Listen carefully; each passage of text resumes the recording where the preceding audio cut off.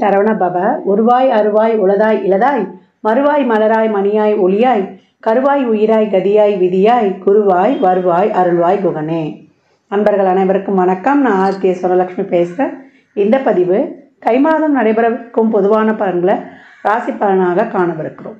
தை மாதம் என்பது உத்தராயண காலம் ஆரம்பம் அப்படின்னு சொல்லியிருக்கிறோம். ஏன்னா தமிழ் வருடங்களில் 2 காலங்கள் இருக்குது, உத்தராயணம் தட்சிணாயணம்னு. மகரத்திலிருந்து மிதுனம் வரை உள்ள 6 மாதங்கள் உத்தராயண காலம்னோ, கடகத்திலிருந்து தனுசு வரைக்கும் உள்ள மாதங்களை தட்சிணாயன காலம் அப்படின்னு சொல்லுவோம். இந்த உத்தராயண காலம் தேவர்களின் பகல் பொழுது. இதில் நிறைய சுபகாரியங்களை செய்யலாம். தை பிறந்தால் வழி பறக்கும். என்ன பண்ணுவாங்க, விவசாயம்லாம் நல்ல விதையெல்லாம் நம்மளுக்கு விதைத்து நம்மளுக்கு இந்த காலகட்டம் நிறைய சூரிய பகவானுக்கு, ஏன்னா உழைப்புக்கு அவர் தானே விவசாயம் செழிக்கிறதுக்கு. விவசாயிகள் செழித்தாதான் நம்மளும் செழிப்பாக வாழ முடியும். அந்த மாதிரி உழவுக்கு வந்தனம் செய்வோம் அப்படின்னு சொல்லுவோம். உழவுக்கும் தொழிலுக்கும் வந்தனம் செய்வோம். உழவு சிறக்குது, விவசாயம் சிறந்தால் நாட்டில் எல்லாமே செழிக்கும். இந்த மாதம் தான் நம்மளுக்கு தைப்பூசம், அதே போல் தை அமாவாசை ரொம்ப விசேஷமான நாட்கள். இந்த 2 வழிபாடு எப்படி பண்ணலான்றதையும் பார்க்கலாம். ஏன்னா 3 அமாவாசையில் ஆடி அமாவாசை, தை அமாவாசை, மகாலய அமாவாசை. மாதம் நம்ம அமாவாசை முன்னோர்கள் நீத்தார் கடமையை செய்யல, முன்னோர்களை வழங்கினாலும் இந்த நாட்களில் வழங்குவது நம்மளுக்கு அதிகப்படியான நன்மையை தரும் அப்படின்னு இருக்காங்க. இந்த மாதம் கோள்களின் கோச்சார நிலையை பார்த்துட்டு மற்ற அனைத்து பலன்களையும் மேஷம் முதல் மீனம் வரை எளிமையான பலன்களையும் நம்ம பரிகாரம் சொல்கிறத விட வழிபாடு, இந்த பிரார்த்தனைகளை எப்படி பண்ணலாம் என்பதை அருமையாக காணலாம். இந்த மாதம் காணப்படும் கிரகநிலைகள்னு பார்த்திங்கன்னா, மேஷத்தில் குரு பகவான் வக்ர நிலையில், கடகத்தில் செவ்வாய் அவரும் வக்ர நிலையில் இருக்கிறாரு. நம்ம கன்னியில் கேது பகவான், தனுசில் புதன் பகவான், மகரத்தில் சூரியன் பகவான், கும்பத்தில் சனி சுக்கிரன், நமக்கு மீனத்தில் ராகு பகவான். இந்த மாதம் புதன் தை 11ஆம் தேதி அவர் மகரத்துக்கு போவார். அவரே 29ஆம் தேதி நமக்கு கும்பத்திற்கு போயிடுவார். சுக்கிரன் தை 15ஆம் தேதி மீனத்திற்கு சென்று உச்சமடைகிறார். இந்த மாதம் தை 22 குரு வக்ர நிவர்த்தி அடைகிறார்.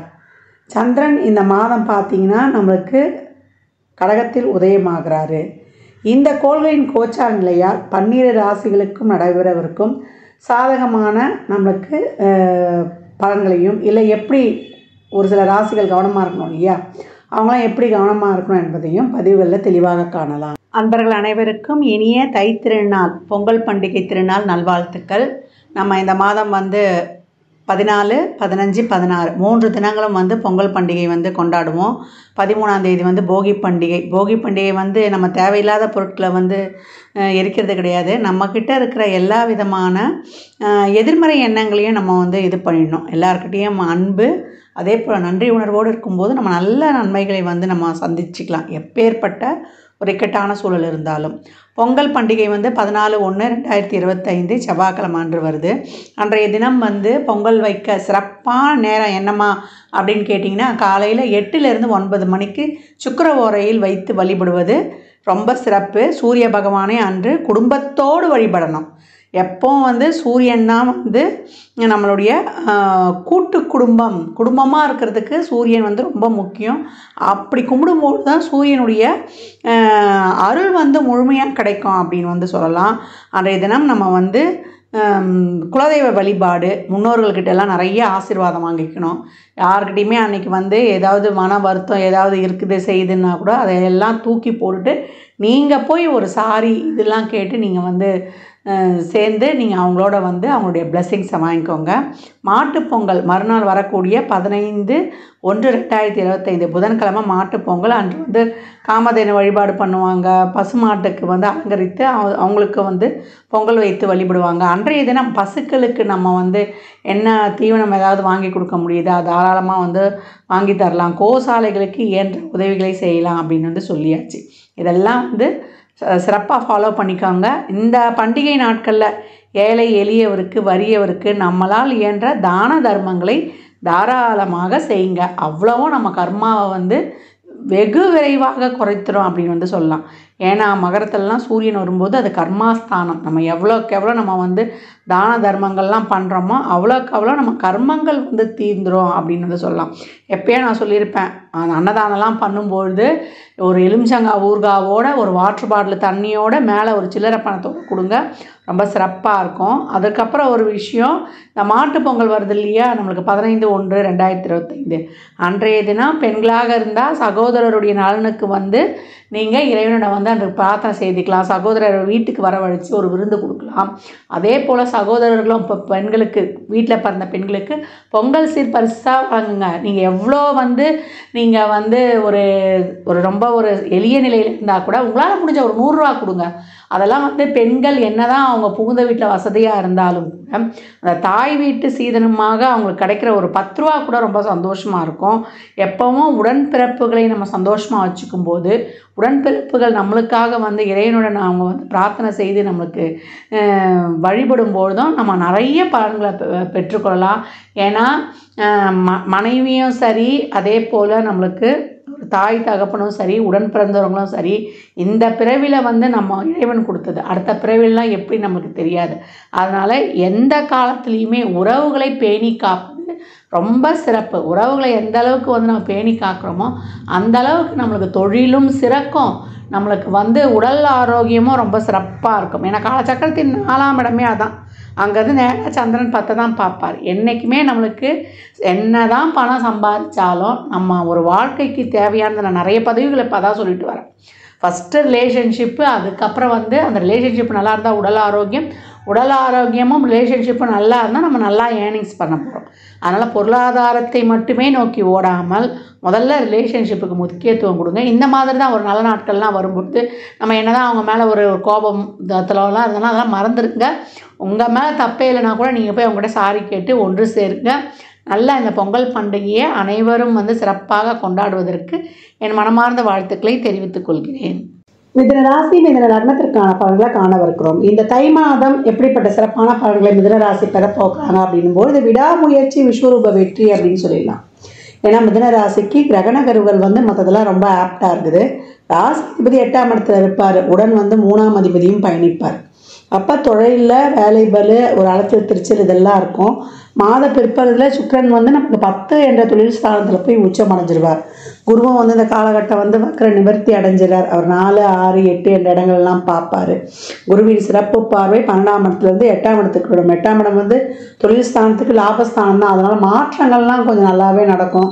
அந்த மாற்றங்கள் உங்களுக்கு கொஞ்சம் ஆப்டாகவே இருக்கும். ஒரு வெளியூர் வேலை வாய்ப்பு இதெல்லாம் கிடைப்பது, எப்பயோ போட்ட முயற்சிகளுக்கெல்லாம் ஒரு நல்ல ரிசல்ட் கிடைப்பது, அறிவு சம்மந்தப்பட்ட துறையில் இருப்பவர்களுக்கு, அதிர்ஷ்ட துறையில் இருப்பவர்களுக்கு, யூக வணிகங்கள், ஷேர் மார்க்கெட்டு, நம்மளுக்கு லாட்ரி, ரேஸ், சீட்டாட்டம், கேம்பிளிங், கேசினோ, அந்த மாதிரி கிரிப்டோ கரன்சி அப்படின்லாம் இது ஒரு ஆன்லைன் வர்த்தகம், இந்த அதிர்ஷ்ட சம்மந்தப்பட்ட தொழிலில் இருக்கவங்களுக்குலாம் ஒரு நல்ல ஒரு பெனிஃபிட் கொடுக்கக்கூடிய மாதம். எல்லாத்துலேயும் வந்து ஒரு முதலீடு பண்ணும்போது கொஞ்சம் கவனத்தோடையே பண்ணணும். ஏன்னா ஒரு டவுட் இருந்தாலும் அதை கிளியரிஃபிகேஷன் பண்ணிட்டு, ஏன்னா 8ல் வந்து ராசி அதிபதி இருக்கிறதுனால 2ஆம் அதிபதி மாத ஆரம்பத்தில் செவ்வாயோடையே இருப்பார். செவ்வாய் நம்மளுக்கு வந்து ஒரு வாரம் கழித்து தான் நம்மளுக்கு திருப்பி மிதுனத்துக்கு அவர் ராசியிலே போய் வக்ர நிலையை அடைவார். அப்போ உங்களுக்கு நல்ல ஒரு சிறப்பான தன வருவாயெலாம் இருக்கும். இந்த வருவாயை வந்து மூலம் உங்கள் சுகஸ்தானத்தை பெருக்கிக் கொள்வது, வீட்டுக்கு தேவையான பொருட்களை வாங்குவது, இதெல்லாமே ரொம்ப அருமையாகவே இருக்கும். மாணவர்களுக்கு வெளியூர் கல்வி, அதற்கான ஒரு லோன் கிடைப்பது, இதெல்லாமே ரொம்ப சிறப்பு. பெண்களுக்கு எண்ணிய எண்ணங்கள்லாம் ரொம்ப சிறப்பாகும். உங்களை நீங்கள் வந்து அப்கிரேட் பண்ணிக்கணும். உங்கள் தொழிலில் புதுவித புதுமைகளை புகுத்தும் பொழுது, உங்களுடைய கல்வியில் நீங்கள் அப்கிரேட் பண்ணிக்கும் போது தான் நீங்கள் ஷைன் ஆக முடியும். கலைத்துறையில் இருக்கிறீங்க, சின்னத்திரை பெரிய திரையில் இருக்கிறவங்களுக்குலாம் ஒரு நல்ல அவார்டு, எதிர்பார்க்காத நேரம் நான் எப்பயோ பண்ண அந்த ஒரு கஷ்டத்துக்கெலாம் இப்போ ஒரு நல்ல பலன் கிடைச்சதுன்னு சொல்லக்கூடிய ஒரு அருமையான வாய்ப்பு. ஒரு புத்திர பாக்கியத்துக்கெலாம் ஒரு முயற்சி பண்ணுறவங்களுக்குலாம் ஒரு டெஸ்ட் பேபி மருத்துவம்லாம் இப்போ கை கொடுப்பது, அதுக்கு பண வருவாய் இல்லை அப்படின்னு கஷ்டப்பட்டவங்களுக்கு கூட ஒரு தேவைகளை பூர்த்தி செய்யக்கூடிய ஒரு பண வருவாய் இந்த காலகட்டம் நிச்சயம் இருக்கும் அப்படின்னு வந்து சொல்லலாம். குலதெய்வ வழிபாடெலாம் வைத்துக்கொள்ளுங்க. உங்களுக்கு தடைப்பட்டிருந்த அனைத்து செயல்களும் வந்து ரொம்ப லாபகமாக நடத்தி கொடுத்துரும் அப்படின்னு வந்து சொல்லலாம். இந்த காலகட்டம் பாக்கியங்கள் நிச்சயமாக கிடைக்கும். ஏன்னா 9ஆம் அதிபதியாக ஆட்சி பெற்று சுக்கிரனும் உடன் பயணிப்பார். இந்த இதில் வந்து நிறைய இந்த பாண்டு சம்மந்தப்பட்ட விஷயங்களில் ஒரு பிரச்சனை, அதே போல் ஒரு சிலருக்கு வந்து ஒரு பழைய ஃபோன் போட்டு புது ஃபோன் வாங்குறது, இல்லை வந்து ஒரு பத்திரம் சம்மந்தப்பட்ட விஷயங்கள் இருக்கிறதெல்லாம் இப்போ வந்து கிளியரிஃபிகேஷன் பண்ணிக்கிறது, பத்திரத்தில் பேர் மாற்றுறதெல்லாம் அதெல்லாம் பண்ணுறது. அதே போல் நம்மளுக்கு இந்த காலகட்டம் வந்து மூதாதையர் சொத்துக்கள்லாம் ஒரு சிலருக்குலாம் வந்து வரலன்னும் போது உயிர் சொத்துலாம் கிடைக்கப்படுது. பிஎஃப், கிராஜுவேட்டி இதெல்லாம் முதிர்ச்சி அடைந்து வருவது, ஒரு இன்க்ரிமெண்ட்டு, பெனிஃபிட்டு இதெல்லாம் வந்து எதிர்பார்க்குறவங்களுக்குலாம் அதெல்லாம் வந்து கிடைப்பது. இதெல்லாம் எதிர்பாராத தன ஒரு வகையில் ஒரு சிலருக்கு அது கிடக்கவோ செய்யும் அப்படின்னு வந்து சொல்லலாம். இப்போ தசாபுத்தி சிறப்பு இல்லைன்றவங்க மட்டும் இதை மட்டும் கவனம் வச்சுக்கணும். ஒரு முன்பின் தெரியாதவங்க சொல்கிறத நம்பி ஒரு தொழில் செய்கிறதோ, அதில் முதலீடு பண்ணுவதோ இதெல்லாம் கவனம் இருக்கணும். நண்பர்களுக்கு இந்த காலகட்டம் வந்து பணம் கொடுக்கல் வாங்கல், தசாபுதி சிறப்புனா பணம் கொடுக்கல் வாங்கல், வாய் வார்த்தை, ஜாமீன். என் பால்ய ஸ்நேகம் தான், அவனுக்காக நான் ஜாமீன் போட்டேன் அப்படின்லாம் நீங்கள் வந்து ஒரு அவசரப்பட்டு செஞ்சிட்டிங்கன்னா பின்னாடி அந்த பணத்தெல்லாம் கட்ட வேண்டியது இருக்கும். அதே போல் சளி தொந்தரவு ரொம்ப அதிகமாக இருக்கும். ENT சம்மந்தமான பிரச்சனை இருக்கும். காதில் அழுக்கு செய்திருச்சு அப்படின்ட்டு பின்ன போடுறது, சாவியை வச்சு குடையிறது, இதெல்லாம் அப்புறம் அதே மாதிரி வத்தி பூச்சிக்கு வச்சு விற்கிறது, இதெல்லாம் பண்ணக்கூடாது. இதெல்லாம் போய் காதில் பெரிய எஃபெக்ட் எல்லாம் கொடுத்துரும். அதனால் உடல் ஆரோக்கியத்தில் வண்டி வாகனங்களில் செல்லும் பொழுது, இரவு நேர பயணங்களில் இந்த விஷயங்கள்லையும் கொஞ்சம் கூடுதல் கவனம் எடுத்துக்கணும். மற்றபடி தந்தையின் உடல் ஆரோக்கியத்தில் கொஞ்சம் கூடுதல் கவனம் எடுத்துக்கொள்வது இந்த காலகட்டம் வந்து கொஞ்சம் அவசியம் அப்படின்னு வந்து சொல்லியாச்சு. சுகஸ்தானத்தை கொஞ்சம் கவனமாக பார்த்துக்கணும். சுகஸ்தானத்தை பெருக்கிக் கொள்வதற்கு ஒரு லோனு இதெல்லாம் வந்து அதுவும் வந்து கிடைக்கக்கூடிய காலகட்டமாகவே இருக்குது. தசாபுதி சிறப்புலன்னா மட்டும்தான் நீங்கள் எல்லா விஷயங்களையும் கொஞ்சம் கவனமாக இருக்கணும். சந்திராஷ்டம தினங்களில் வண்டி வாகனங்கள்லாம் செல்லும் பொழுது, இல்லை ஒரு எக்ஸசைஸ் பண்ணும்பொழுது இதெல்லாம் கொஞ்சம் வந்து கவனமாக பண்ணணும். இல்லைனா வந்து ஸ்கிட் ஆகி சிராய்ப்பு காய வருவதுக்கோ, இல்லை வந்து ஒரு மசில்ஸ் வந்து பிடிச்சிக்கிறதுக்கோ இதெல்லாம் வந்து ஏற்படுறதுக்கு வாய்ப்புகள் அதிகம் அப்படின்னு வந்து சொல்லியாச்சு. மிதுனத்தை பொறுத்த வரைக்கும் இந்த மாதத்தில் நிறைய வந்து ஒரு அலைச்சல் திருச்சல் எல்லாமே ஒரு தடைகளை தாண்டி நம்ம செய்யக்கூடியதாக இருக்கும். திருமணம் சம்மந்தப்பட்ட பேச்சுவார்த்தைகள்லாம் கொஞ்சம் வந்து இழுபறியாகவே இருந்து அதுக்கப்புறம் வந்து முடியக்கூடிய வாய்ப்பு எல்லாமே வந்து ஒரு 15 தேதிக்கு மேலே வந்து கொஞ்சம் இதுவாகவே போகும். ஆரம்பத்தில் நிறைய வந்து பொறுமையாக நிதானமாக நீங்கள் வந்து உங்களுடைய முயற்சிகளையும் செயல்களையும் வந்து செயல்படுத்துங்க. அவசரம் வேண்டாம், வேகம் காட்டாதீங்க. நடக்கிற விஷயம் நடக்கட்டும். ரொம்ப வந்து எஃபர்ட் போட்டு இப்பயே முடிச்சணுன்றத மாதிரி பண்ணாமல் ஆஸ் யூஷுவலாக பொறுமையாக நிதானமாக ஒவ்வொரு வேலையும் செய்யுங்க. நடக்கும். அது வந்து ஒரு முயற்சி போட்டு அது விரயமாகுது அப்படின்னா கவலைப்படாதீங்க. திருப்பி இன்னொரு தடவை போடும்போது அது உங்களுக்கு லாபகரமாக இருக்கும். இந்த காலகட்டம் பெண்களுக்கு நிறைய வேலை பளு இதெல்லாம் இருந்தாலுமே எல்லா நடக்கக்கூடிய செலவினங்கள்லாம் சுப செலவினங்களாக உங்கள் மனதிற்கு மகிழ்வு தருவதாகவே அமையும் அப்படின்னு வந்து சொல்லலாம். சகோதர வழி உறவுகள், அதே போல் நம்ம வந்து நட்பு, இந்த உறவுகள் விஷயத்தில் கொஞ்சம் வந்து கவனமாக போங்க. கோபத்தை குறைச்சிக்கோங்க. பக்குவமாக எல்லா விஷயங்களையும் கையாளும்போது இந்த மாதம் உங்களுக்கான மாதமாக இருக்கும். எல்லாமே ஆப்டுன்னு சொல்லிட்டேன். வண்டி வாகனங்களில் பணம் கொடுக்கல் வாங்கல் விஷயங்கள் தசாபதி சிறப்புன்னா உடல் ஆரோக்கியத்தில் மட்டும் கூடுதல் கவனம் தேவை. மிதுனத்திற்கு மீதி எல்லாமே ஒரு தொழிலை முதலீடு போடுறதுலேருந்து ஒரு தொழிலை விரிவுபடுத்துறதுலேருந்து இதற்கெல்லாம் உங்களுடைய சுயஜாதகத்தை இன்னும் கொஞ்சம் நீங்கள் ஆராய்ஞ்சு பார்க்கும்போது ரொம்பவே கொஞ்சம் ஆப்டாக வந்து நம்ம தைரியமாக மூவ் பண்ணலாம். இந்த மாதத்தில் ரொம்ப ஓவராக எக்ஸ்பெக்டேஷனோ இல்லை ஒரு பெருசாக ஒரு இதுவோ வந்து அதிகப்படியாக வைக்காதீங்க. ஏன்னா 5க்குரியவரே 10ல் இருக்கிறதுனால இந்த காலகட்டம் குழந்தை சம்மந்தப்பட்ட விஷயங்கள், குழந்தைகளின் ஆரோக்கியத்தில் அதுலேயும் கொஞ்சம் கவனமாக இருங்க. நம்ம தை அமாவாசை நீத்தார்கிழமை இந்த காலகட்டத்தில் நல்லா முழுமையாக பண்ணுங்கள். குலதெய்வத்தை அன்றைக்கி மாலையில் வழிபடுங்க. அதெல்லாம் எப்படி நான் பின்னாடி சொல்கிறேன். அந்த வழிபாடுகள்லாம் சிறப்பாக பின்பற்றி உங்களுடைய வாழ்க்கையை வந்து நீங்கள் அருமையாக வளமாக்கி கொள்ளலாம். மிதுன ராசிக்கு இந்த மாதம் உங்களுடைய உழைப்புக்கேற்ற வருவாய் நிச்சயம் உண்டு. இந்த பலன்கள்லாம் கோள்களின் கோச்சார நகர்வை வைத்து சொல்லப்பட்டிருக்கு. உங்கள் சுய ஜாதகத்தில் இப்போ என்ன தசாபதி நடக்குது, அது எதற்காக உங்களுக்கு ஊக்கப்படுத்துது, அது திருமணம், குழந்தை பாக்கியத்திற்கா இல்லை பொருளாதார முன்னேற்றத்திற்கா என்பதெல்லாம் உங்கள் சுய ஜாதகத்தை ஆய்வு செய்வதன் மூலம் மட்டுமே நாம் தெல்ல தெளிவாக அறிந்து கொள்ள முடியும். இந்த மாதம் நீங்கள் தைப்பூசம் என்று முருகனையும் நம்முடைய பித்திருக்களுக்கான தை அமாவாசை வழிபாடையும் செய்தாலே உங்களுக்கு நடக்கக்கூடிய பலன்கள் இன்னும் சூப்பராக ஆப்டாக நடக்கும். குழப்பம் மட்டும் வச்சுக்காதீங்க. ஒரு சொல்லுவாங்க பாசி க்ளவுட்ஸ் மாதிரி அப்படியே ஒரு இருக்கும், ஒரு தெளிவில்லாத நிலை. அதையும் கடந்து ஓவர் கம் பண்ணி சாதிக்கக்கூடிய மாதமே. மாதம் வழிபட வேண்டிய 3 எளிய வழிபாடுகள் என்னன்னு கேட்டிங்கன்னா, தை அமாவாசை, ரத சப்தமி, நம்மளுக்கு தைப்பூசம். இந்த 3 வழிபாடுகளையும் எளிமையாக பின்பற்றி வரக்கூடிய நாட்களில் சிறப்பான பலன்களை பெற்றுடலாம். தை அமாவாசை எப்போ வருதுன்னா, தை 16 29/1/2025 புதன்கிழமை அன்று தை அமாவாசை. அன்றைக்கு நீத்தார் கடமை, பித்ருக்களுக்கான தர்ப்பண காரியம், புண்ணிய நதிகளில் இல்லை நீர்நிலைகளுக்கு அருகில் அந்த தர்ப்பணங்களை தாராளமாக கொடுத்துருங்க. ஒரு சில வீட்டில் எள்ளிருந்து தண்ணீரை இறைப்பாங்க, இல்லை வசதி இருந்ததுன்னா ஐயரை கூப்பிட்டு வச்சு கூட செய்யலாம். அவங்கவுங்க சௌகரியத்தை பொறுத்து. அதை தாண்டி நம்ம என்ன பண்ண போகிறோம்னா, படையலிட்டு வழிபடுவோம். காலையில் நம்மளுக்கு நீத்தார் கடமைக்கான இந்த படையலிட்ட வழிபாடெல்லாம் செய்து முடித்த பிறகு குடும்பத்தோடு வழிபடுங்க. தந்தை இல்லாதவர்கள் முக்கியமாக செய்யணும், தாய் இல்லாதவர்களும் தாராளமாக செய்யலாம். அதே போல் மாமனார் இல்லாதவங்களாம் பட்னியாக இருந்துலாம் இருக்காதீங்க. நீங்கள் வயிற்றுக்கு சாப்பிட்டுட்டு அதுக்கப்புறம் உங்கள் வேலைகளை பாருங்கள். யார் அந்த அமாவாசை விரதம் கடைப்பிடிக்கிறாங்களோ அவங்க மட்டும்தான் சாப்பிடாமல் இருக்கணும். அதற்கப்புறம் அன்று மாலை குலதெய்வ வழிபாடு ரொம்ப சிறப்பு. குலதெய்வ ஆலயத்துக்கு செல்லுங்கள். எவ்வளோக்கு எவ்வளோ வெற்றிக்கனியான எலுமிச்சம்பழத்தை உதிரியாக வாங்கி கொடுக்குறீங்களோ அவ்வளோக்கு எவ்வளோ உங்கள் வருமானமும் சமூகத்தில் பேர் புகழ் அங்கீகாரம் உங்களுக்கான ஒரு நிலையான ஒரு தொழில் எல்லாமே கிடைச்சிரும் அப்படின்னு சொல்லலாம். அதை தாண்டி நம்மளுக்கு ரத சப்தமி தை 22/4/2025 என்று வருது. அது சூரியனுக்கே உரிய ஒரு சிறப்பான நாள்.